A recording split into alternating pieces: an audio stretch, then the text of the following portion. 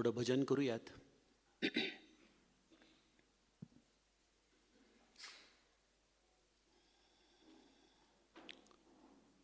बोलो सीता राम राम, बोलो राजा राम राम.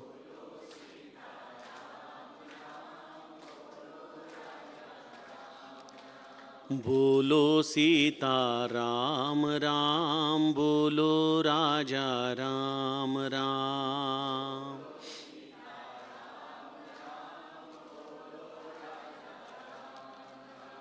बोलो सीता राम राम, बोलो राजा राम राम.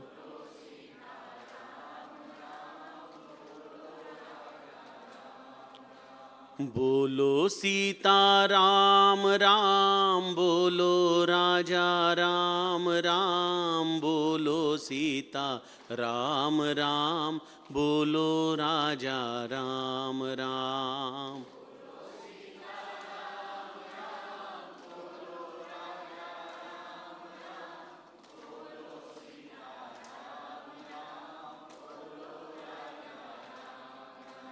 बोलो सीता राम राम, बोलो राजा राम राम. बोलो सीता राम राम, बोलो राजा राम राम.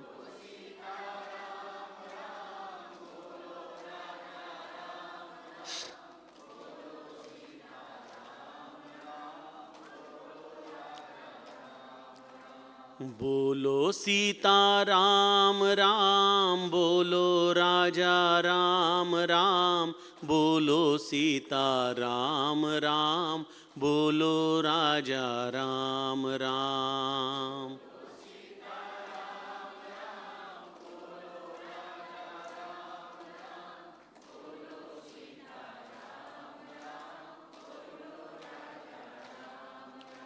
बोलो सीता राम राम, बोलो राजा राम राम.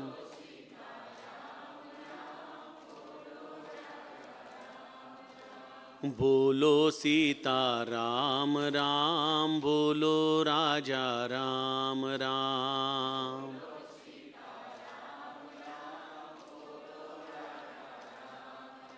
बोलो सीता राम राम, बोलो राजा राम राम.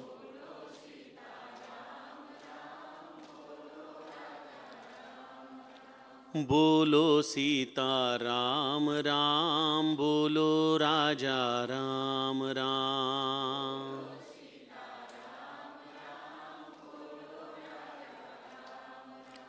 जानकी जीवन स्मरण जय जय राम.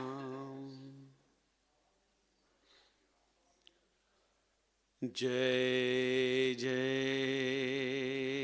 रघुवीर समर्थ.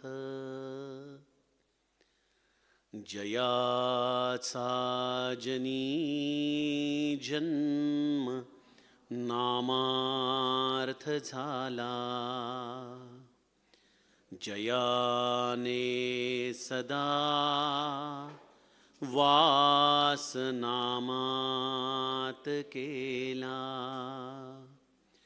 जयाच्या मुखी सर्वदा नाम कीर्ती. नमस्कार त्या ब्रह्म चैतन्य मूर्ती. शुका सारिखे पूर्ण वैराग्य ज्याचे. वसिष्ठा परी ज्ञान योगेश्वराचे. कवी वाल्मिका सारिखा मान्य ऐसा. नमस्कार माझा सद्गुरु रामदासा. जय जय रघुवीर समर्थ. श्रोता वक्ता श्रीराम समर्थ. जय जय रघुवीर समर्थ.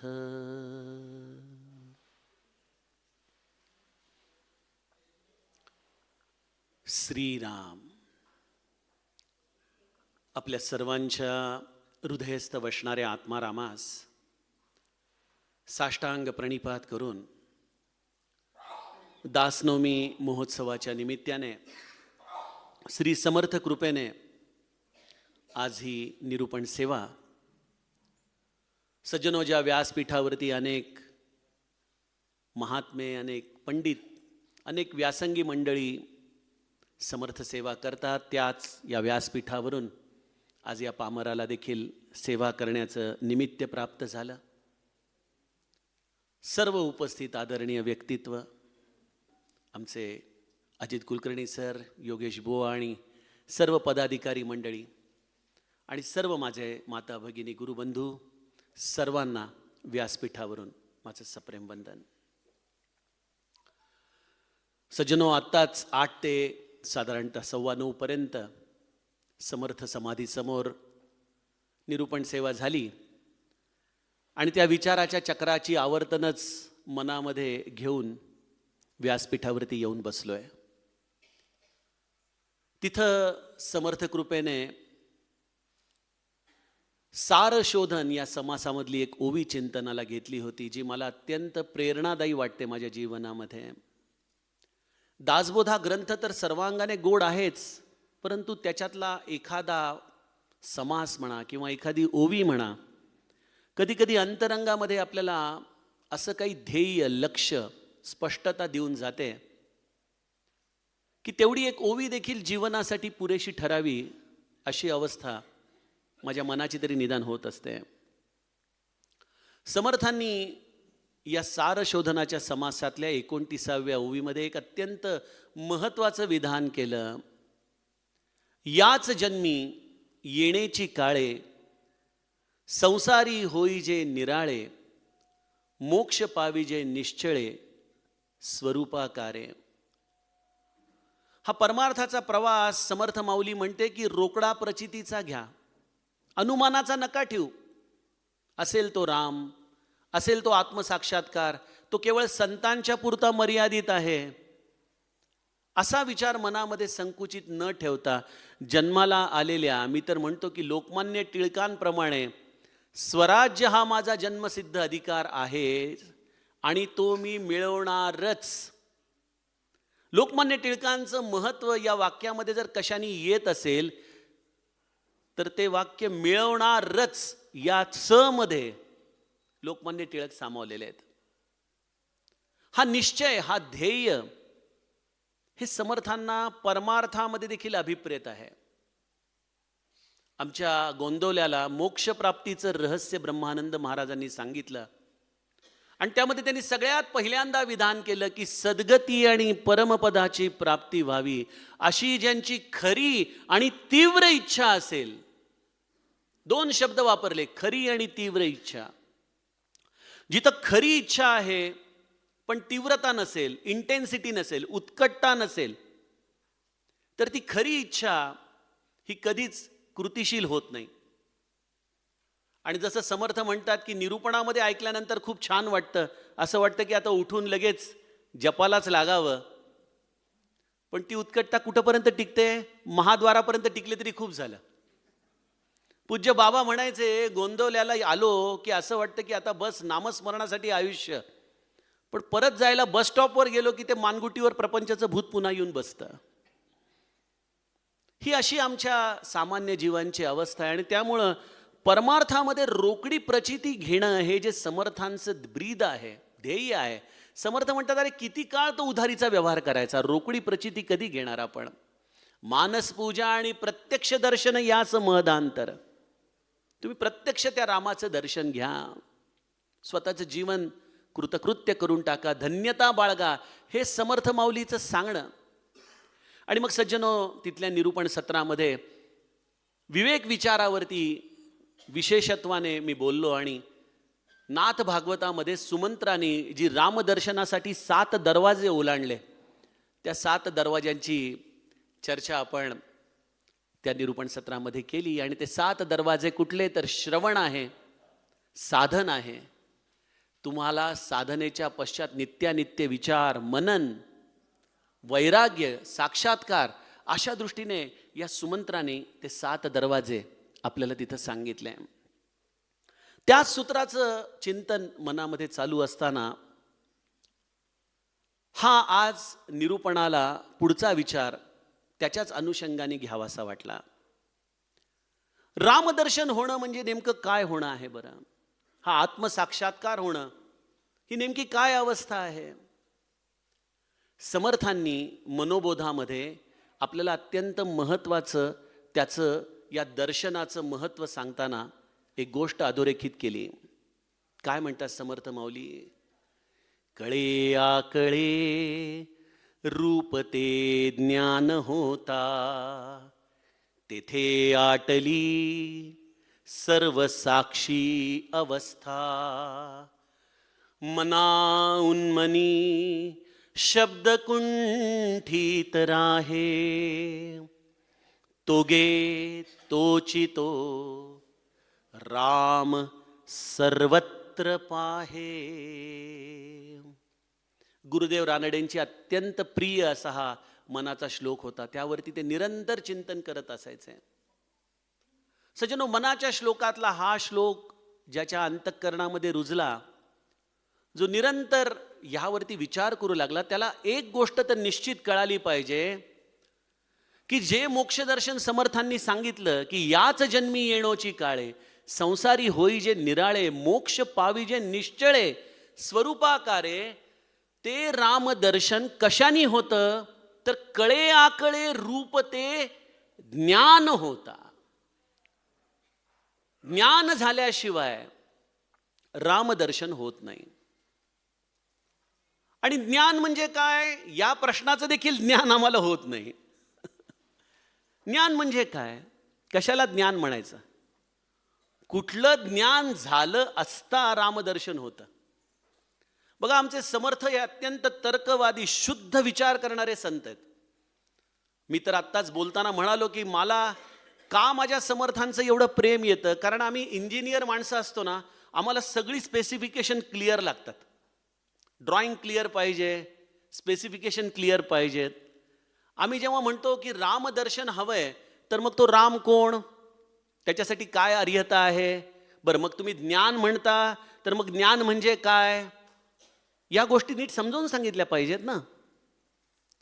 आणि आमचे समर्थ बहुतेक हाडामासाचे इंजिनियरच आहेत. अहो, ते विश्वकर्मा आहेत, या सृष्टीचे रचिते आहेत. ते त्यांना काय कळणार नाही. त्यामुळे समर्थांनी, सज्जनो, बघा, जो आत्ताच दासबोधाचं इथं स्पंदनं देखील दासबोधाचीच आहेत. आमच्या रसिकाताई आणि आमचे वैशंपायन दादा एवढं प्रेमाने दरवर्षी 9 दिवस दासबोधाचं इथं पारायण करतात आणि सगळ्यांच्या कानावरती दासबोध पडण्यासाठी एवढे आटोकाट प्रयत्न करतात. दासबोध पारायणाच्या आधारानेच चिंतनाचा, मननाचा देखील ग्रंथ आहे. त्याच्यामध्ये तुम्हाला उतरायला हवं. तो ग्रंथ तुमच्या ग्रंथींमध्ये मुरला गेला पाहिजे, आत आत आत उतरला पाहिजे. आणि हे करण्यासाठी त्याचा व्यासंग जेव्हा आपण बघतो, तेव्हा मला दिसतं की समर्थ जेव्हा ज्ञानाची लक्षणं सांगायला लागतात, शुद्ध ज्ञानाची लक्षणं सांगतात, त्याच्या आधी आजच्या काळामध्ये सांगावं तर त्याप्रमाणे डिस्क्लेमर देतात. आणि काय डिस्क्लेमर आहे? समर्थांनी शुद्ध ज्ञानाच्या आधी बहुधा ज्ञान निरूपणाचा समास लिहिलाय. बघा, आपल्यापैकी अभ्यासू मंडळींना हे चांगलं माहिती आहे. बहुधा ज्ञान निरूपण आणि शुद्ध ज्ञान निरूपण असे 2 समास समर्थांनी लागोपाठ सांगितलेले आहेत. का सांगितले असावेत? कारण आजच्या काळामध्ये शुद्ध ज्ञान आणि बहुधा ज्ञान याची अशी काही सरमिसळ झालेली आहे की आम्ही कुठल्या तरी एखाद्या सिद्धीच्या आधाराने आलेल्या ज्ञानालाच आत्मज्ञान समजून बसतो. बघा, समर्थांना तर तुर्यावस्था देखील ज्ञानात्मक वाटत नाही. तुर्यातीत अवस्था या दृष्टीने समर्थ ज्ञान सांगतात. अगदी आजच्या काळामध्ये जे अत्यंत तरुणांमध्ये वंदनीय आहेत, आदरणीय आहेत आणि हिंदू धर्माचं अतिशय उत्तम काम करतात असे बागेश्वर धाम यांना देखील लोक गुरुपदावरती आरूढ करतात. माझं त्याच्याबद्दल ऑब्जेक्शन नाही, पण एक लक्षात घ्या, ती एक सिद्धी आहे जे बहुधा ज्ञान निरूपणामध्ये येतं. कारण की समर्थांनी कदाचित असे संत मंडळी कलियुगात येतील म्हणून पहिल्यांदा सांगून ठेवलं की जो मानसपूजेमध्ये चुकला आणि तो तुमच्या मनातलं काहीतरी ओळखून जर तुम्हाला करेक्ट करायला लागला तर तुम्ही त्याला आत्मज्ञानी समजण्याची चूक करू नका. आत्मज्ञान ही गोष्ट देहबुद्धीचं ज्ञान असलेल्या मंडळींना कळूच शकत नाही. म्हणून समर्थांनी बहुधा ज्ञान निरूपणामध्ये अगदी आमच्या माता भगिनींना येणारी पाककला असो, आमच्या पुरुषांमध्ये असणारे वेगवेगळे गुण असो, इंजिनियर लोकांचं ज्ञान असो, वेगवेगळे जिन्नस ओळखण्याचं ज्ञान असो, वेगवेगळे रत्न ओळखण्याचं ज्ञान असो, गायन कलेचं ज्ञान असो, अध्यात्म ग्रंथाचं ज्ञान असो, एखाद्याचं मन ओळखण्याचं ज्ञान असो, कुठलंही ज्ञान जरी असलं तरी त्या ज्ञानाला शुद्ध ज्ञान म्हटलेलं नाही. आणि शुद्ध ज्ञानाशिवाय रामदर्शन नाही. मग आमचं ध्येय आहे मोक्ष. मोक्षासाठी काय पाहिजे? कळे आकळे रूपते ज्ञान होता. बघा आता हे ज्ञान या शब्दाची व्याख्या आणि त्याची अनुभूती हे आमच्यासाठी परम कठीण आहे, परम कठीण. समर्थ त्यामुळं आमच्यासारख्या देहबुद्धीच्या लोकांवरती मनोबोधामध्ये बोलताना म्हणतात की देहबुद्धीचा निश्चयो ज्या टळेना तया ज्ञान कल्पांत काळी कळेना. हे ज्ञान, ही अवस्था आमच्यासारख्या देहबुद्धीच्या मंडळींना कितीही जरी सांगितली तरी कल्पांत काळापर्यंत कळत नाही. परब्रह्म ते मीपणे आकळेना. काय सांगावं, किती स्पष्ट सांगावं. श्री ब्रह्मचैतन्य महाराज यासाठी म्हणायचे की मी जसा आहे तसाच राहून मला रामाचं दर्शन कसं होईल? मला बदलायला हवं ना. ही देहबुद्धी माझी गळून पडली पाहिजे ना. आणि मग आपण कितीही जरी पांडित्य केलं, कितीही जरी आपण ग्रंथांचा अभ्यास केला तरी देखील हे ज्ञान काही केळा आमच्या जीवनामध्ये उतरत नाही. समर्थ म्हणतात कळेना कळेना कळेना ढळेना ढळेना ढळे संशयो ही ढळेना गळेना गळेना अहंता गळेना बळे आकळेना मिळेना मिळेना. काही केलं तरी ती वस्तू मिळत नाही, कळत नाही, ढळत नाही. कारण आमच्या देहबुद्धीच्या भूमिकेमधून आम्हाला आत्मबुद्धीमध्ये जायला हवं. देहबुद्धी ते आत्मबुद्धी करावी हे समर्थ सांगतात. अन्यथा ज्ञानाच्या बद्दल कितीही चर्चा केली तरी ज्ञान हे कळू शकत नाही. नाही ज्ञानेन सदृशम पवित्रम इह विद्यते. भगवद्गीता सांगते ज्ञाना इतकं पवित्र या जगामध्ये दुसरं काही नाही, जे तुमच्या देहबुद्धीला जाळून टाकेल, जे तुम्हाला रामाची भेट घडवून आणेल, कळे आकळे रूप ते ज्ञान होता या अवस्थेपर्यंत घेऊन जाईल. आणि ते याच जन्मामध्ये करण्यासाठी समर्थांनी विवेकाचा सारासार विचार सांगितला. पण आमच्यापैकी किती जणांना तो पटला आणि आम्ही आमच्या आयुष्यामध्ये उतरवला, हा खरा प्रश्न आहे. पदोपदी आम्ही विवेकापासून ढळतो, पदोपदी आम्ही ध्येयापासून ढळतो. क्षणोक्षणी आम्हाला आमच्या या विषयांची ओढ सारखी खाली खेचत असते. सदा विषयो चिंतिता जीव झाला. समर्थांनी जणू काही मेडिकल रिपोर्ट देऊन टाकला आमच्या हृदयाचा की सतत विषयाचं चिंतन मनामध्ये आहे. हा विवेक विचार कसा प्रगटणार, काय होणार? आणि त्यातून हे गणित आणखीन अवघड होतं जेव्हा समर्थांना विचारलं की ठीक आहे, मग बहुधा ज्ञान म्हणजे ज्ञान नाही, मग शुद्ध ज्ञान म्हणजे नेमकं काय?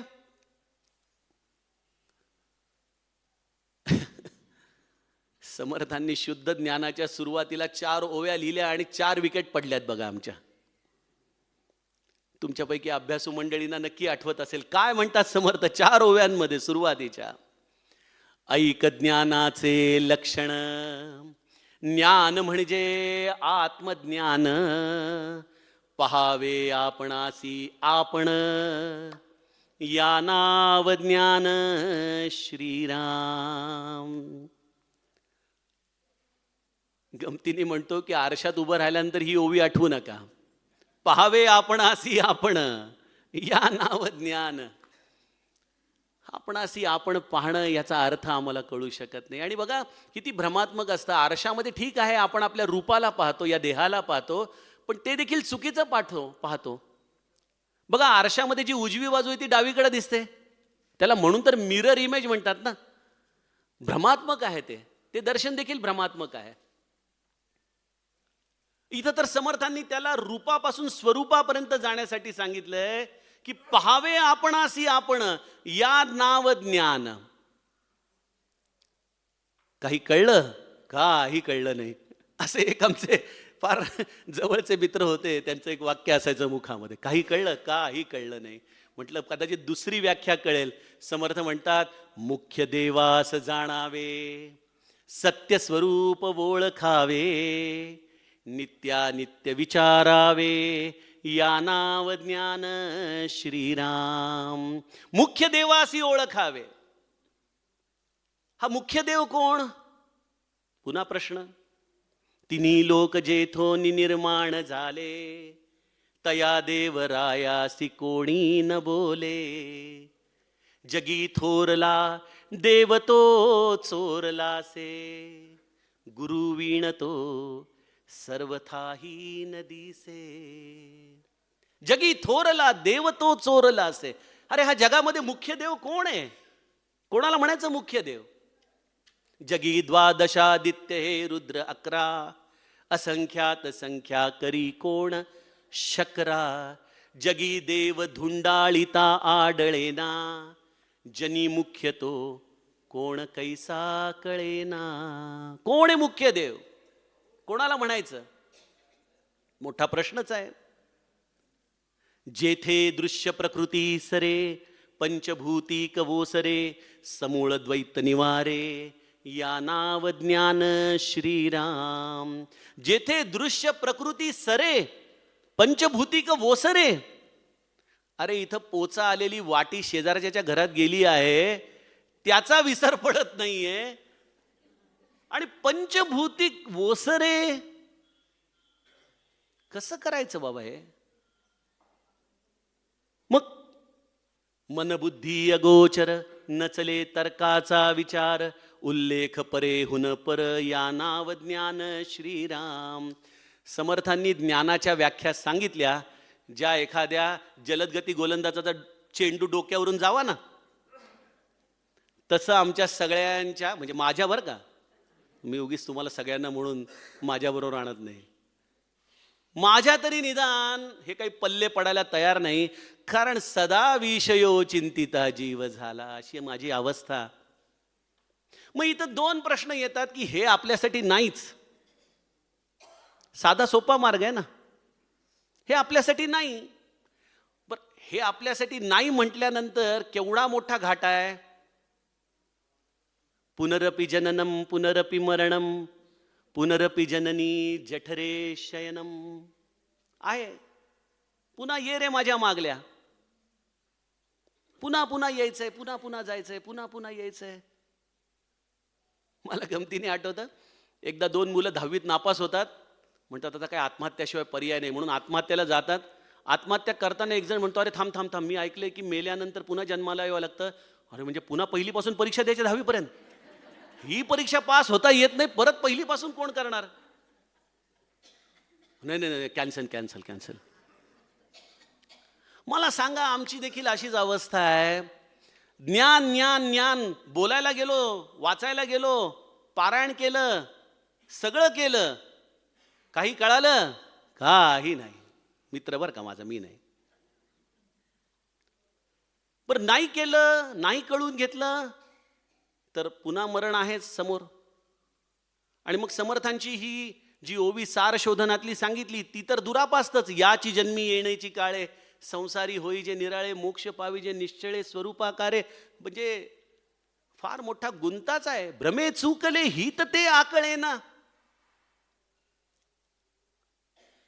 मग आम्ही या सगळ्या आत्मनिवेदन भक्तीची जेव्हा अवस्था बघतो, जेव्हा आत्मनिवेदनाचा समास वाचतो, जेव्हा शुद्ध ज्ञानाचा निरूपणाचा समास वाचतो, तेव्हा आम्हाला एक प्रश्न मनात पडला पाहिजे सज्जनो. आज दासनवमीचा एवढा सुंदर पर्व काळ चाललाय, आपण रामासमोर समर्थांसमोर बसलेलो आहोत. कधीतरी त्यांना असं मनापासून विचारावं असं वाटलं पाहिजे ना आपल्याला, की समर्थ हे ज्ञान आमच्यासारख्या देहबुद्धीच्या मंडळींना नाही का हो मिळणार? Are we not eligible? आम्हाला कधीच हे कळणार नाही का हो? काहीतरी उपाय सांगा स्वामी. आम्ही तुम्ही सांगता म्हणून नाम घेतो, नाही असं नाही. आम्ही सांगता तुम्ही म्हणून दासबोध ऐकतो, आम्ही तुम्ही सांगता म्हणून आम्ही सत्संग ऐकतो, पण आमची प्रगती या ज्ञानात्मक प्रांतामध्ये कधी होणार? कधी होणार? कधी होणार? सज्जनो, हे मुमुक्षत्वाचं जीवनामधली प्रचिती आहे की जेव्हा खरंच असं वाटेल की अरे समर्था, हे सगळं ज्ञान आम्हाला मिळेल का रे? कधी आम्हाला हा अनुभव येईल का? आपण म्हणता रोकडी प्रचिती घ्या, पण ती रोकडी प्रचिती आम्हाला कधी मिळेल? आम्ही काय करावं? आम्ही काही तुझ्यासारखे समर्थ नाही, आम्ही काही संसार त्याग करू शकत नाही. आपण म्हणता परिसंग सोडून सुखी राहावे, पण आमचा संग असा काही संसाराशी झालेला आहे की आम्ही काही केल्या मनाने त्याचा संगातीत होऊ शकत नाही. मग आमच्यासारख्या जीवांनी करायचं तर काय करायचं? हा प्रश्न सज्जनो आपल्याला या दासनवमी उत्सवाच्या निमित्ताने पडला पाहिजे. ही अंतर्मुखता तरी निदान यायला हवी की नाही नाही नाही, मी नाही समर्थांना शोभत माझ्या. जेव्हा समर्थ मला म्हणतायत की अरे तू समर्थाचे लेकरू, अभिमाने घेतला संसारू, अभिमान टाकता पैल पारू पावशील बापा. मला त्यांनी तर लेकरू म्हटलंय, पण मला त्या बापाचं मान उंचावेल असं कधी वागता येईल? त्यांचा हा जो वारसा आहे, त्या वारशाला मी कधी पाईक होईन? महाराज म्हणतात, एखाद्या श्रीमंत बापाच्या पोटी जन्माला आलेला पोरगा जर भीक मागताना दिसला तर त्या बापाला जसं दुःख होतं ना, तसं मला तुम्हा जीवांकडे बघितल्यानंतर होतं म्हणाले. सगळं आतमध्ये आहे, पण काय अवस्था आहे? भ्रमेना डळे वित्तते गुप्त झाले, जीवा जन्म दारिद्र्य ठाकोनी आले. देहे बुद्धीचा निश्चयो जाटळेना, जुने ठेवणे मीपणे आकळेना. मला नाही कळत आहे प्रभू, नाही कळत आहे. काय केलं पाहिजे हे आजच्या माझ्या निरूपणाचं सूत्र आहे. हवंय ना ज्ञान? नक्की? त्या दोन मुलांसारखं पुन्हा येतोय मनात प्रश्न? यायला पाहिजे. हा विनोद नाही, खरं तर गोष्ट आहे की अरे बघा, मी गमतीने म्हणतो, आपण सकाळपासून रात्री झोपण्यापर्यंत एकसारख्या सगळ्या प्रक्रिया करतोय आयुष्यभर. सकाळी उठायचं, दात घासायचे, आपलं आंघोळ करायची, स्वयंपाक पाणी, नोकरी धंदा, मुलं बाळ, संसार, बस. अहो, त्या रहाट गाडग्याला बांधलेल्या बैलाला तरी कंटाळ येईल, पण आम्हाला येत नाही. तेच जीवन मृत्यूचं सर्कल, तेच. आणि जेव्हा या गोष्टीकडे आपण थोडंसं त्रयस्थ होऊन पाहतो, तेव्हा लक्षात येतं की या आत्मज्ञानाची काय गरज आहे. आणि जोपर्यंत ही तृष्णा लागत नाही ना सज्जनो, तोपर्यंत या ज्ञानाची कवाडसं आमच्या अंतःकरणात येत नाहीत. मी नेहमी गमतीने म्हणत असतो की माझी अवस्था कशी आहे. लहानपणी नगरला, आमच्या केडगावला जत्रा असायची आणि माझी आई मला त्या जत्रेला घेऊन जायची. मला काही देवीचं प्रेम नव्हतं. त्या जत्रेमध्ये खेळणी मिळायची भरपूर, आणि मग आई मला हाताला धरून जायची. जसं मंदिर जवळ येईल तसं मी आईला हिसके द्यायचो. अगं आई ते, आई ते, आई ते, आई हे, आई हे. आणि आई म्हणायची, अरे पहिले दर्शन. 6वा दशक काय सांगतो देवशोधनाचा? पहिले दर्शन आणि मग खेळणी. समर्थ आता आईच्या जागेवर उभे आहेत, हाताला धरून रामाकडे नेत आहेत, आणि आपण काय म्हणतोय? अहो समर्थ, ते प्रपंच, त्या प्रपंचातली खेळणी, त्या मुलाबाळांची हे ते. समर्थ म्हणतात, अरे पहिले रामाचं दर्शन घे बाळा, मग खेळणी आहेतच ना आयुष्यभर. नाही नाही, ते राहू दे, रामाचं, राम कुठं जातोय? सज्जनो, असं करत करत आयुष्य संपून जातं, पण रामदर्शन काही केल्या हृदयामध्ये येत नाही बघा आमच्या. काय त्या बापाला होत असेल त्रास, विचार करा. श्री महाराज म्हणतात, मंदिराच्या बाहेर बसलेला एखादा भिकारी जसा आशाळभूतपणे बघत असतो ना लोकांकडं, त्याप्रमाणे मी तुमच्या सगळ्यांकडे बघतो. तुम्हाला नामाचं प्रेम हवंय? अहो, तुम्हाला हवंय का नामाचं प्रेम? तुम्हाला रामदर्शन हवंय का? पण एखादा ब्रह्मानंद, एखादा कल्याण शिष्य तयार होतो जो खऱ्या अर्थाने यांचा वारसा घ्यायला तयार होतो. अन्यथा आमच्यासारखे हिंगजिऱ्याचे गिराईकच लक्षावधी कोट्यानुकोटी आहेत की जे या रामापासून सुख प्राप्त करण्यासाठी परमार्थ करतात. राम कोणालाच नकोय. प्रत्येकाला रामापासून मिळणारं सुख हवंय. आणि आमचा राम कसा आहे? सुखानंद आनंद कैवल्यदानी. तो सुख आणि आनंद देईल, तो नुसता आनंद देईल, किंवा ज्याला कैवल्याची अपेक्षा आहे त्याला कैवल्याचं दान देखील करेल. जो जे वांछील तो ते लाहो. तुम्ही तुमच्या मनात धारणा जी कराल ते तुम्हाला रामराया देईल. पण गंमत अशी आहे की ती धारणाच माझ्या मनात येत नाही की मला तो राम हवाय. ही धारणा कधी येते जीवनामध्ये? ती धारणा येते ज्या वेळेला असे समर्थांसारखे संत जीवनामध्ये येतात. आपल्याला तोपर्यंत सज्जनो या रामदर्शनाची कोणी दिशाच देऊ शकत नाही. तोपर्यंत आम्हाला कोणी आयुष्य जगण्याचं ध्येयच सांगू शकत नाही. सद्गुरू जीवनामध्ये येणं म्हणजे काय? जीवन जगण्याचं ध्येय प्राप्त होणं हा सद्गुरूचा खरा अनुग्रह आहे, खरी कृपा आहे.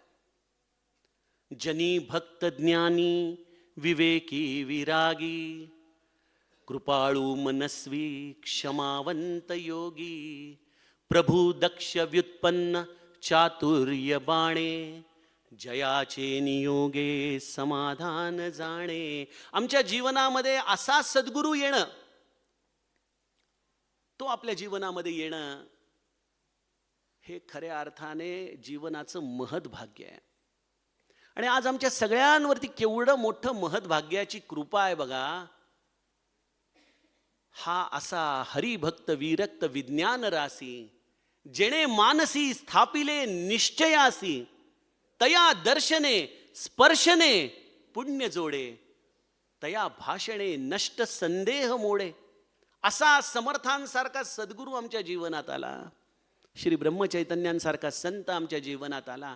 सज्जनो, ह्यापेक्षा आणखीन अनुकूलता दुसरी असूच शकत नाही मोक्षप्राप्तीसाठी. यापेक्षा आणखीन अनुकूलता असू शकत नाही. आता बघा, सगळं अनुकूल झाल्यानंतर जर एखादा विद्यार्थी पास होत नसेल तर यामध्ये कोणाचा दोष आहे? तो दोष केवळ त्या विद्यार्थ्याचा आहे. बाकी सगळी इकोसिस्टम आता त्याला मोक्ष देण्यासाठी अगदी अनुकूल आहे, अगदी अनुकूल आहे. दासबोधासारखा ग्रंथ आहे, समर्थांसारखे संत आहेत, रामनामासारखा मंत्र आहे. मला सांगा, कोण थांबवत आहे आम्हाला? कोण थांबवत आहे? आणि हे ज्ञान हवं आहे, पण ज्ञान म्हणजे काय कळत नाही, ज्ञानाची व्याख्या कळत नाही. अशा वेळेला सज्जनो, समर्थ आम्हाला एक अत्यंत महत्त्वाचं सूत्र देतात की बाबांनो, तुम्हाला ज्ञान कळत नाही ना, काही हरकत नाही. तुम्हाला ग्रंथ कळत नाहीत ना, काही हरकत नाही. तुम्हाला मी एक साधा मार्ग देतो. तो मार्ग जर तुम्ही अंगीकारला तर तुम्हाला आत्मज्ञान प्राप्त होईल. आजच्या काळात शॉर्टकटचा जमाना आहे ना. मी तुम्हाला असा मार्ग देतो की जनी साधने वीण सन्मार्ग लागे. समर्थांनी आपल्यासारख्या लोकांची अवस्था आधीच जाणली आणि म्हणून समर्थ म्हणाले की एक गोष्ट करा. एक गोष्ट जर तुम्ही केली तर याच जन्मात तुम्हाला आत्मज्ञान होऊ शकेल. कुठली गोष्ट करा? ते या आजच्या निरूपणाचं सूत्र आहे. असो गुरुचे ठाई अनन्यता, मग तुझं काय से रे चिंता, वेगळेपणे अभक्ता उरोची नको श्रीराम. बघा, जेव्हा असं एखादं लेकरू भोकाड पसरतं ना आईसाठी, अगं नाही कळत आहे मला, नाही कळत आहे, एखादं गणित अवघड आहे. मग एखादी आई काय करते, अरे कसं नाही कळत तुला? बरे तू घाबरू नको, रडणं बंद कर, मी आहे ना, ती आई जसं लेकराला कडेवरती घेते, हाताला धरून करून घेते ना, ज्याच्या हृदयामध्ये हा भाव आलाय की समर्थ, हे ज्ञान म्हणजे काही कळत नाही हो, हे शुद्ध ज्ञान म्हणजे काही कळत नाही, ही आत्मसाक्षात्काराची अवस्था कधी मिळणार माहीत नाही, या जन्म मृत्यूचा कंटाळा आलाय, हे वैराग्य हा मनुष्याच्या अंतःकरणामध्ये जेव्हा प्रविष्ट होतो तेव्हा या ओवीचं खरं महत्त्व आपल्याला कळतं की हाच एक राजमार्ग आहे. समर्थांनी त्या शिष्याला हेच सांगितलं, असो गुरुचे ठाई अनन्यता. तुला काही कळत नाही ना, तू माझ्या ठाई अनन्य होऊन जा. सर्व धर्म परित्याज्यम माम एकम शरणम, आपण म्हणतो ना भगवद्गीतेमध्ये की तुला काहीच कळत नाहीये ना, तुला ग्रंथ कळतोय ना, तुझ्याकडून साधन घडतंय, काहीच कळत नाहीये, मग तू एकच कर, तू माझ्याशी अनन्य होऊन जा, अनन्य होऊन जा. आणि ते अनन्यता एकदा का तुझ्यामध्ये आली की तुला वेगळेपणे अभक्ता उरोची नको, माझ्यापासून वेगळा राहूच नकोस, क्षणभर देखील माझ्यापासून वेगळा राहू नकोस. बस एवढी एक गोष्ट तुला करता येईल का? तेवढी जर एक गोष्ट केलीस तर मी तुला खात्री देतो, ज्या रामाचा तू शोध घेतोय ना, तो रामराय तुझा पत्ता शोधत शोधत तुझ्या हृदयामध्ये प्रविष्ट होईल. तुला आणखीन काहीच करायची गरज नाहीये, तुला एकच गोष्ट करायची, माझ्यापासून क्षणभर देखील मनाने वेगळा होऊ नको. आणि बघा समर्थांचं तत्वज्ञान किती सुस्पष्ट आहे, किती ॲक्शनेबल आहे. आमच्यासारखा मनुष्य म्हणतो मग देवा अनन्य व्हायचं म्हणजे नेमकं काय व्हायचं? न अन्य, माझ्याशिवाय तू वेगळा राहूच नकोस म्हणजे काय करू? समर्थ लगेच पुढच्या ओवीमध्ये त्याचं उत्तर देतात, आता हेची दृढ कर्ण व्हावया करी सद्गुरु भजन, सद्गुरु भजने समाधान नेमस्त आहे श्रीराम. आता हेची दृढ कर्ण, हे जीवनामध्ये दृढतेने येण्यासाठी, ही अनन्यता तुझ्या हृदयामध्ये प्रविष्ट होण्यासाठी, कारण की अनन्यतेमध्ये ज्ञान सामावलेलं आहे, अनन्यतेमध्ये आत्मनिवेदन आहे. समर्थ म्हणतात वेगळेपणे अभक्ता उरोची नको, मी तू एकदा एकत्र झालो की तुझं काय असे रे चिंता, तुला ज्ञानाची चिंता करायची गरज नाही, तू एकच कर, आता हेची दृढ कर्ण भावया करी सद्गुरु भजन. अष्टोप्रहर सद्गुरु भजन करत राहणं, अष्टोप्रहर आपल्या समर्थांचा आठव ठेवणं, आपल्या सद्गुरूचा आठव ठेवणं. ज्या प्रक्रियेला मी अगदी मनापासून नाव ठेवलेलं आहे की आपल्या गुरुला इंटरनलाइज केलं पाहिजे. इंटरनलाइज, आत आत आत आत आपला गुरु उतरला पाहिजे. बघा आपल्या रक्ताच्या थेंबा थेंबामध्ये, आपल्या श्वासाश्वासामध्ये, आपल्या प्रत्येक कल्पनेचा किनारा आपले समर्थ झाले पाहिजेत, आपला सद्गुरू झाला पाहिजे. आता हेची दृढीकरण व्हावया करी सद्गुरु भजन, सद्गुरूचं भजन करत राहा, अनन्य भावाने सद्गुरूला भजा, आपल्या समर्थांना भजा. तो राम असेल माहीत नाही, किती सूक्ष्म आहे माहीत नाही, नभी वावरे जो अणुरेणू काही असेल माहीत नाही, पण अरे माझ्या डोळ्यानं तर माझे समर्थ दिसत आहेत ना. तो अणुरेणू जो नभामध्ये, प्रत्येक अणुरेणूमध्ये जो राम भरलाय त्याची आज मला अनुभूती नाही, ते ज्ञान मला नाही, पण मला माझे समर्थ तर दिसत आहेत. मग सज्जनो, या ज्ञानासाठी एक अत्यंत साधा सोपा उपाय समर्थांनी दिला. बघा समर्थांच्या ज्ञानाचा विस्तार मनाच्या कल्पनेच्या बुद्धीच्या पलीकडचा आहे. आपण काय करतो, त्यांच्या ज्ञानाचा अभ्यास करायला जातो. समर्थांच्या दासबोधात असं आहे, समर्थांच्या आत्मारामात असं आहे, हे सगळं चांगलं आहे, पण ज्यांनी हे सगळं लिहिलं त्यालाच धरलं तर, तोच जर आपला झाला तर. आणि त्या अशा समर्थांचं भजन बघा, समर्थ किती अमानित्व या ओवीमध्ये दाखवतात. मला तर चिंतन करताना डोळ्यातून पाणी यायला लागलं की समर्थ म्हणतात की या दृढीकरणाला काय कर, व्हावया करी सद्गुरु भजन, सद्गुरु भजने समाधान नेमस्त आहे. शुद्ध ज्ञान ही अवस्था जेव्हा आपल्या अंतःकरणामध्ये प्रगटते, तर हे शुद्ध ज्ञान कोणाच्या अंतःकरणात प्रगटलंय, याची खूण काय? आम्ही आमच्या गोंदवल्याला म्हणतो, समाधी पाहता समाधान होते.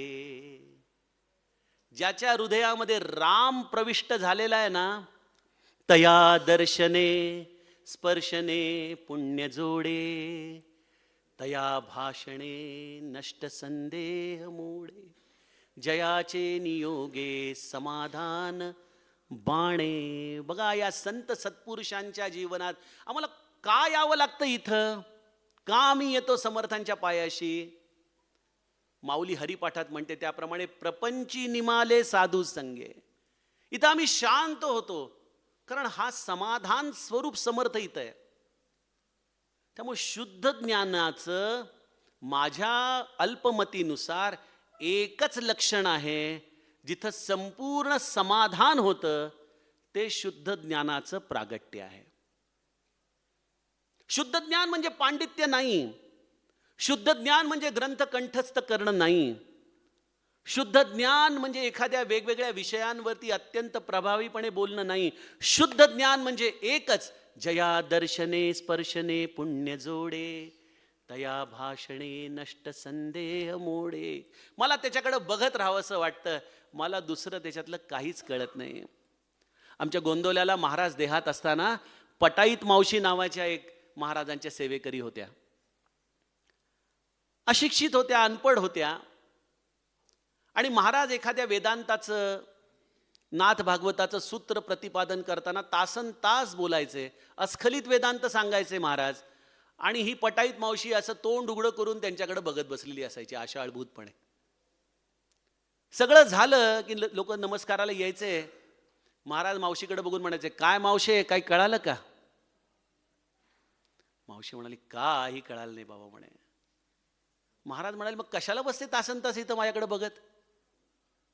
म्हणे, महाराजा खरं सांगू का, माझी एकच साधन आहे, तुझ्याकडे बघत राहायचं म्हणे. बस तुझ्याकडे बघून जे मला समाधान मिळतं, जो आनंद मिळतो, तो तुझ्या ज्ञानामध्ये नाही रे. महाराज म्हणाले, मावशे, हे जे सगळं सांगतो ना ते तुझ्यासाठी नाही, जे सांगतो ते तुला ऑलरेडी मिळालेलं आहे, हे तर इतरांसाठी आहे. सज्जनो, ही गंमत आहे. ज्याच्याकडे शुद्ध ज्ञान आहे तो समाधान स्वरूप असतो. आणि मग समर्थांनी जेव्हा ज्ञानाची व्याख्या सांगायला सुरुवात केली, तेव्हा आपल्याला सांगितलं की तू सद्गुरुशी अनन्य हो, असो गुरुचे ठाई अनन्यता, मग तुझं कायेसे रे चिंता, वेगळेपणे अभक्ता उरोची नये, हे सांगितलं. मग अनन्य झालं की ज्ञान होतं, हेही सांगितलं. मग काय म्हणतात, आता हेची दृढीकरण व्हावया करी सद्गुरु भजन, आणि मग सद्गुरु भजने समाधान नेमस्त आहे. म्हणजे काय, या समाधानाचा जो तुला अनुभव येतो हाच शुद्ध ज्ञानाचा अनुभव आहे. त्यामुळे सद्गुरुशी अनन्य झालं की ज्ञान आपोआप प्राप्त होतं, आपोआप कळतं. आम्हाला वेगळं काहीच करावं लागत नाही. फक्त सद्गुरुशी अनन्य होणं, त्याचं भजन करत राहणं, हाच भाग आहे. मग आपण म्हणाल, दादा सद्गुरु भजन करायचं म्हणजे नेमकं काय करायचं? सज्जनगडावरती कायम येऊन राहायचं का? नेमकं काय करायचं सद्गुरु भजन करायचं म्हणजे? बघा, आता नवमी चालू आहे ना, हे 9 दिवस आपण समर्थ स्मरणामध्ये घालवतोय ना. ही नवमी जर एक प्रयोगशाळा समजली तर आयुष्याची नवमी करायला पाहिजे. ज्याला आयुष्याची नवमी करता येते त्याला सज्जनो आपल्या गुरुपासून वेगळं राहण्यासाठी कुठलेही कष्ट किंवा त्याला प्रयास करावे लागत नाहीत की आपण गुरुशी संलग्न राहावं. वेगळेपणा हा तर आमचा स्वभाव आहे, पण ही नवमी आपल्याला आपल्या आयुष्यामध्ये निरंतर साजरी करता यायला पाहिजे. ही दास नवमी. आणि या नवमीचे 9 अंग आहेत. ज्याला हे 9 अंग आपल्या जीवनामध्ये अंगीकारता आले, ज्याला आपलं मन निरंतर या नवमीमध्ये ठेवता आलं, तो गुरुच्या शिवाय वेगळं काही बोलणारच नाही. त्याला गुरुशिवाय दुसरं दैवतच राहणार नाही. पहिली गोष्ट या नवमीची, मनाला पहिली गोष्ट, जो त्यांचा प्राण आहे अशा नामाला घट्ट धरून राहणं म्हणजे गुरुला घट्ट धरून राहणं आहे, गुरुला अनन्य होऊन राहणं आहे. आपल्या मनाने आपण नामाला घट्ट धरण्याचा अभ्यास करणं हा या गुरुभजनाचा पहिला प्रांत आहे. कारण आपल्याला आपल्या गुरुपासून वेगळं व्हायचं नाहीये. हे स्खलित ज्ञान नाहीये, हे खंडित ज्ञान नाहीये. शुद्ध ज्ञान हे निरंतर टिकणार आहे आणि ते निरंतर टिकण्यासाठी त्याला मनाची ही कनेक्टिव्हिटी ठेवली पाहिजे. आणि मनाची कनेक्टिव्हिटी ठेवण्याचे हे 9 मार्ग, त्यातील पहिला मार्ग आहे जो त्यांचा प्राण आहे, त्या रामनामाला आपण आपल्या मुखामध्ये निरंतर ठेवणं. निरंतर. बरा निश्चयो शाश्वताचा करावा, म्हणे दास संदेह तो विसरावा. आणि काय? घडीने घडी सार्थकाची करावी. आपण निरंतर क्षणोक्षणी या नामाला धरणं म्हणजे सदा संगती सज्जनाची धरावी. बघा किती स्पष्ट आहे. जर थोडंसं रीड बिटवीन द लाईन वाचलं तर लक्षात येतं की समर्थांची जर नित्य संगत ठेवायची असेल, अनन्यता ठेवायची असेल, तर पहिला मार्ग समर्थांनी सांगितला, घडीने घडी सार्थकाची करावी. आणि त्याला ब्रह्मचैतन्य आणखीन सोपं करताना म्हणतात, आलेल्या क्षणावरती नामाची मोहर उमटवणं म्हणजे त्या क्षणाचं सोनं करणं आहे. त्या क्षणाचं सोनं करणं आहे. त्यामुळं आपण आपल्या गुरुशी अनन्य राहण्यासाठी निरंतर हव्यास धरावा नामाचा, निरंतर हव्यास. आणि ते नाम किती गोड दिलंय हो आम्हाला. बहु चांगले नाम या राघवाचे, अति साजिरे स्वल्प सोपे. किती गुणधर्म आहेत. फुकाचे करी मूळ निर्मूळ घेता भवाचे, जीवा मानवा हेची कैवल्य साचे. याहून काय सोपी साधना द्यावी शुद्ध ज्ञानासाठी आम्हाला संतांनी. बस निरंतर राम राम राम त्रयोदक्षरी मंत्र आपल्याला जतन करायचा आहे. जाता येता उठता बसता किती मोकळीक द्यावी. गुरुशी अनन्य राहण्याचा अत्यंत साधा सोपा सुलभ उपाय आहे. आपल्या गुरुचं प्राणप्रिय असलेलं नाम. हा नवमीचा पहिला दिवस झाला. पहिला दिवस महत्वाचा असतो कारण त्या दिवशी कोटीपूजन आहे, त्या दिवशी सगळं करणं आहे, त्या दिवशी अधिष्ठान आहे. सज्जनो, त्याप्रमाणे जीवनामध्ये नामस्मरण हे अधिष्ठान झालं पाहिजे आमचं उत्सवाचं. दुसरा गुरुशी अनन्य होण्याचा मार्ग त्यांच्याच कृपेने मला वाटतो तो म्हणजे गुरुच्या रूपाशी आपण अनन्य व्हावा. बघा, समर्थांसारखं स्वरूप आणि समर्थांसारखं रूप या डोळ्यांना पाहायला मिळणं यासारखं सुख नाही हो दुसऱ्या जगामध्ये. खरोखर मनी लोचनी श्रीहरी तोची पाहे, जनी जाणता भक्त हो निराहे. मनामध्ये लोचनामध्ये निरंतर आपल्या समर्थांना बघत राहावं. त्यांचे ते मोठे विशाल सागरासारखे डोळे, त्यांचं ते ज्ञानाचं अत्यंत व्यक्त रूप असलेली त्यांची ती आभा, त्यांच्या चेहऱ्यावरती असलेली ती अपार सात्विकता, प्रेमाचा तो सागर, तो करुणा रूप, ते समुद्र, आमच्यासारख्या सामान्य जीवांसाठी असलेली कणव. किती रूप सांगावं आपल्या समर्थांचं. बघा, मन जर नामामधून धावू लागलं दुसरीकडं तर मनाला रूपाकडे वळवावं. आपल्या समर्थांचं रूप आठवावं. समर्थांची मानस पूजा करावी. समर्थांना आपल्या समोर बसून संवाद करावा. हे सगळं घडू शकतं सज्जनो. आपण का करतो हे? कारण असो गुरुचे ठाई अनन्यता. आपल्याला अनन्य व्हायचंय. या मनाला दुसरीकडे भरकटूच द्यायचं नाहीये कुठं. त्या गुरुला असं काही घट्ट धरायचंय आपल्याला की ते शुद्ध ज्ञान पत्ता विचारत विचारत घरात आलं पाहिजे. इतक्या दिवस आम्हाला पळवत होता काय शुद्ध ज्ञानाच्या नावाखाली? आम्हाला आता दोरी सापडली आहे. आम्ही आता त्या ज्ञानाला या समर्थ रूपाच्या दर्शनाने प्राप्त करू.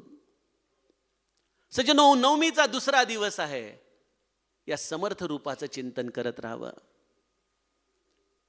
नवमीचा तिसरा दिवस मला गुरुकृपेने असा वाटतो की तो म्हणजे आपल्या समर्थ, आपल्या सद्गुरूच्या ग्रंथाचं चिंतन करत राहावं.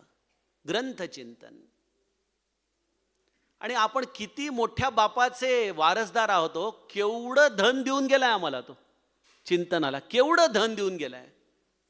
आता परवाच पूज्य गोविंदगिरी महाराजांची एक कुठेतरी क्लिप बघायला मिळाली. म्हणाले उपनिषद वाचू नका, महाभारत वाचलं तरी नाही चालेल, भगवद्गीता देखील वाचू नका, पण आमचे 205 मनाचे श्लोक वाचा म्हणाले. किती किती स्वातंत्र्य द्यावं. ही संत मंडळी जाणतात मनाचे श्लोक हे काही फक्त 1ली ते 4थी मध्ये पाठ करून बक्षीस मिळवण्याचा मार्ग नाही. ज्याला मनाचे श्लोक कळालं की काय चीज आहे तो मनाच्या श्लोकामध्येच निरंतर राहतो. कारण मला असं वाटतं की सगळ्या उपनिषद वेदांताची किल्ली आहे मनाचे श्लोक. आणि एक मनाचा श्लोक पाठ करणं एवढं अवघड आहे का हो? दररोज पोळ्या लाटताना आपण काय करता? हिचं काय चाललंय, तिचं काय चाललंय. ऑफिसमध्ये चहा पिताना आपण काय करता? त्या बॉसला ना आता बघतोच मी. हे सगळे विचार. इथं जर आपण ठरवलं की आज सकाळी निघताना एक श्लोक पाठ करायचा संध्याकाळपर्यंत आणि कमीत कमी 100 वेळा म्हणायचा, आयुष्यभर विसरणार नाही बघा आपण 205 श्लोक. आणि ही गुरुच्या ठाई अनन्यता मिळवण्याचा अतिशय सोपा या नवमीचा तिसरा दिवस आहे की गुरु ग्रंथाचं चिंतन करावं. मनाचे श्लोक तर मी एक तुम्हाला टिप ऑफ द आईसबर्ग सांगतोय. खरा तर तो हिमनग एवढा प्रचंड आहे. आत्माराम दिसायला छोटा ग्रंथ, आयुष्य जाईल समजायला 5 दशक. सज्जनो, आपल्या समर्थांसारखा वैभवशील संत या महाराष्ट्राच्या भूमीमध्ये फार विरळ आहे. मी नाही असं म्हणणार नाही, माऊली आहेत, माझे जगद्गुरू आहेत, पण समर्थांसारखा समर्थ तो एकच, ज्याने एवढं प्रचंड ग्रंथसंपदा आम्हाला दिली. आणि त्या ग्रंथसंपदेच्या छोट्याशा एका बिंदूला देखील आम्ही जर घट्ट धरून राहिलो तरी देखील गुरुच्या ठाई अनन्यतेचा फार सोधा सोपा राजमार्ग आम्हाला मिळेल. साधा सोपा. त्यामुळे तिसरा दिवस, पहिलं तर गुरुला आवडणारं नाम, दुसरं गुरुचं रूप, तिसरं गुरुचा ग्रंथ, चौथं माझ्या अंदाजाने, माझ्या मतीने, अल्पमतीने, मी चुकीचं असेन पण मला जे काही अनुभवाला आलं ते म्हणजे गुरुवचन. गुरुवचन.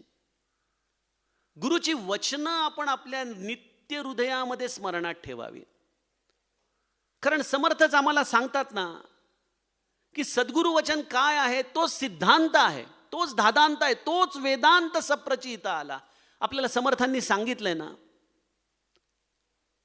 समर्थ आम्हाला हे देखील सांगतात की मुख्य सत्शिष्य कोण?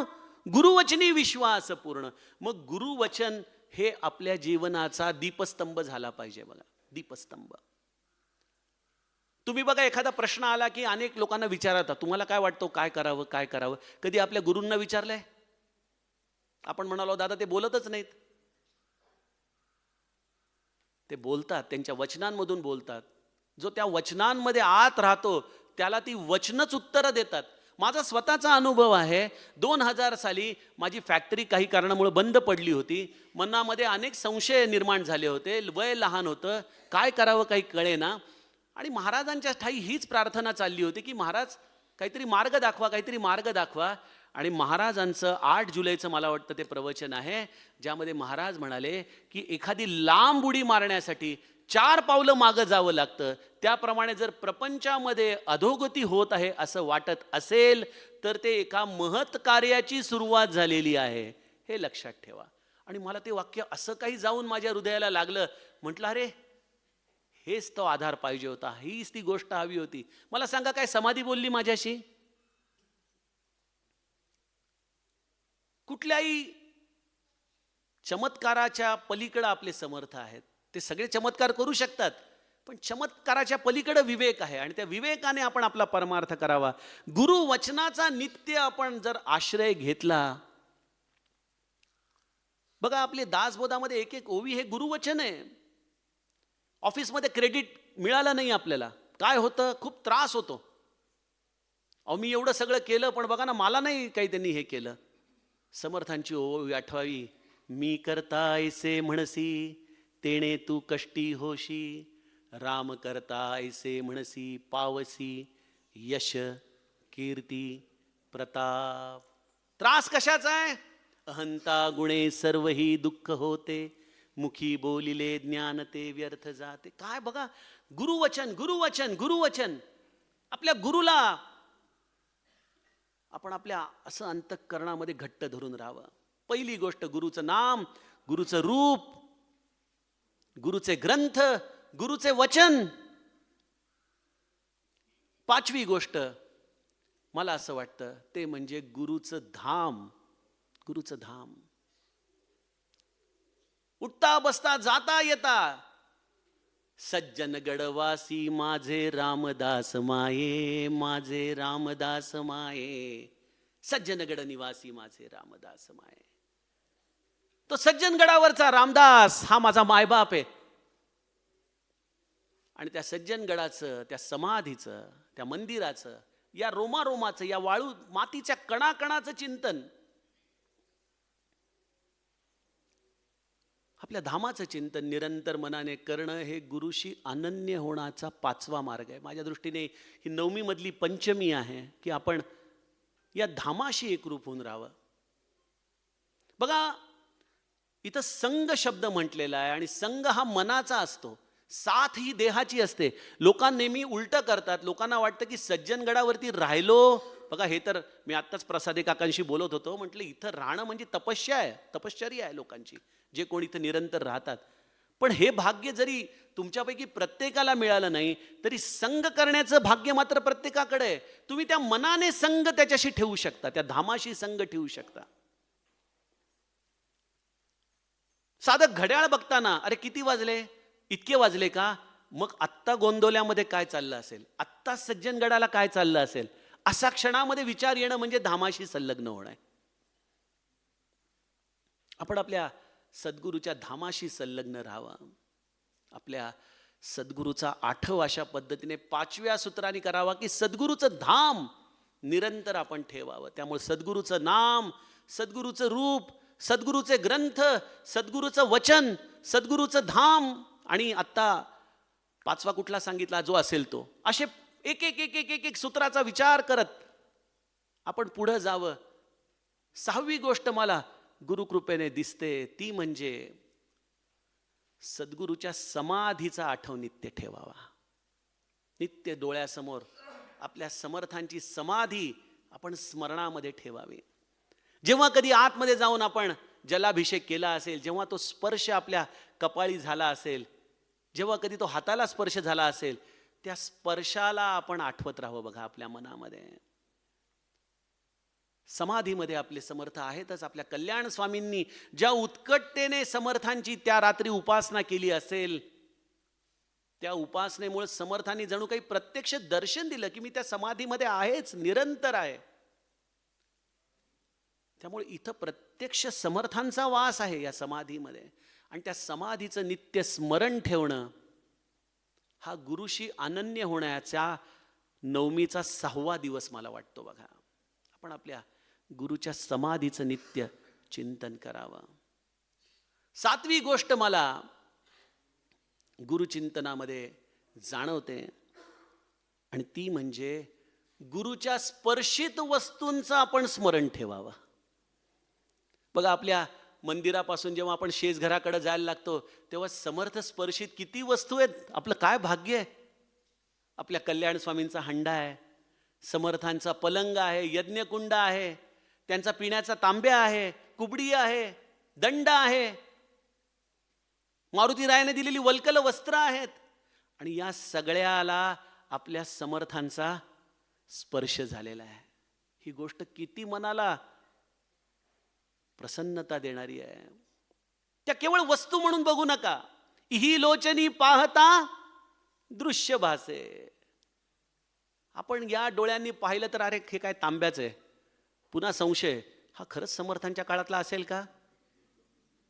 उठे संशयो वाद हा दंबधारी, तुटे वाद संवाद तो हितकारी. संशय संशय म्हणून माझ्या समर्थांनी दासबोधामध्ये लिहिलंय, व्यर्थ संशयाचे ज्ञान. घेतला संशय, गेलं सगळं. अरे ते आहेच माझ्या समर्थांचं आहे. आणि रामदास अभिमानी, आम्हाला त्याचा अभिमान वाटला पाहिजे की माझ्या समर्थांच्या स्पर्शाने पावन झालेल्या या वस्तू आहेत. हे धाम आहे, इथं समर्थांचा निवास झालेला आहे. इथली रजमस्तकी आपण धारण केली पाहिजे. हा आदरभाव, हा गुरुभाव, हा आपण आपल्या मनामध्ये ठेवावा, जेणेकरून आपले समर्थ निरंतर आपल्या बरोबर आहेत. हा भाव सज्जनो. 8वी गोष्ट मला अशी वाटते की समर्थ कृपेने आपण आपल्या या गुरुच्या स्पर्शित वस्तूंच्या बरोबरच आपल्या गुरुच्या गुणांचं चिंतन निरंतर करावं. गुणांचं चिंतन. कसे होते आपले समर्थ, कसा होता आपला सद्गुरू? दिनाचा दयाळू, मनाचा मवाळू, स्नेहाळू कृपाळू, जनी दास पाळू, तयांतरी क्रोध संताप कैचा, जगी धन्य तो दास सर्वोत्तमाचा.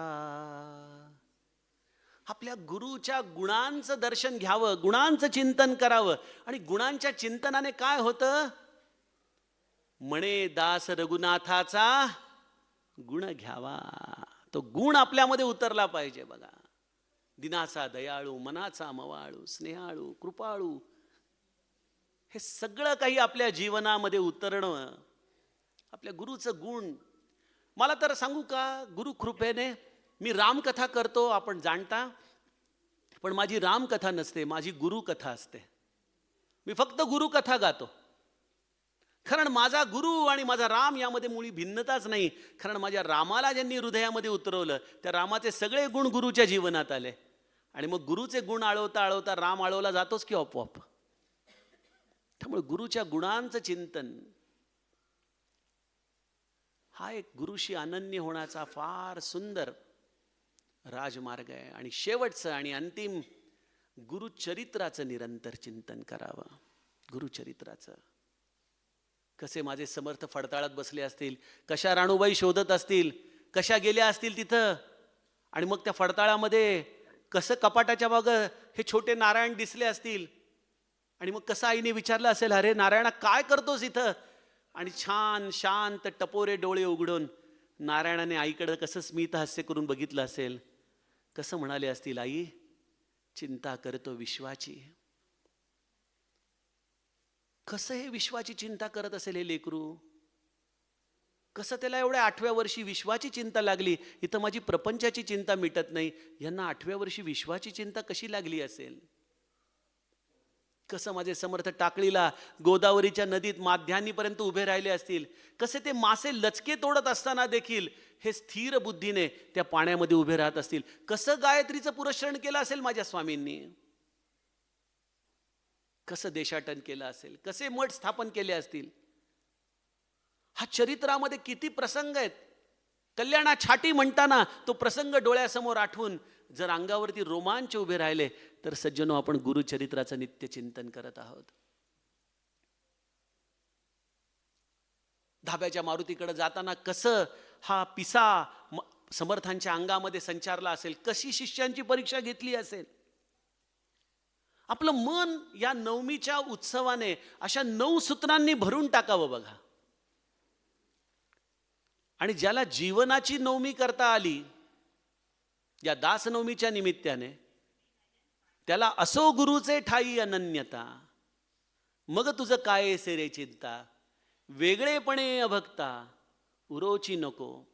ही अवस्था प्राप्त होते. कारण आता कोठे धावे मन, तुझे चरण देखलिया, भाग गेला क्षीण गेला, अवघा झाला आनंद अशी आपली अवस्था होऊन जाते. समर्थ चरण असे हृदयामध्ये घट्ट ज्यांनी धरले त्याला शुद्ध ज्ञान प्राप्त करण्यासाठी वेगळं काहीच करावं लागत नाही.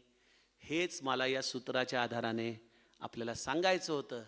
तेवढं आपण करतच आहात आणि तेवढंच अधिक उत्कटतेने आपण करावं आणि त्यांच्या कृपेने त्यांचं स्मरण आपल्या हृदयामध्ये नित्य वसावं ही समर्थचरणी प्रार्थना करतो आणि वाणीला विराम देतो. जानकी जीवन स्मरण. जय जय राम.